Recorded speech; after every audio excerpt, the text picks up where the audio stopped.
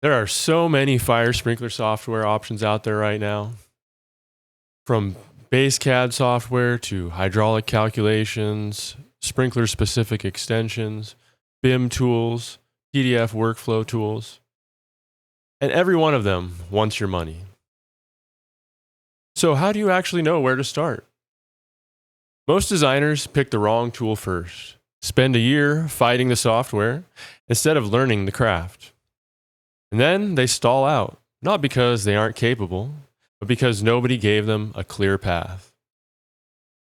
That's why I'm running a free live webinar called Fire Sprinkler Software Options in 2026.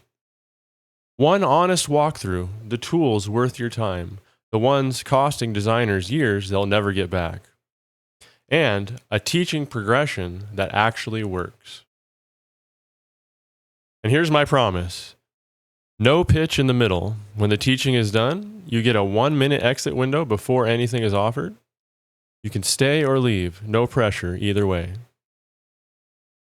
So save your seat now. The link is in the comments.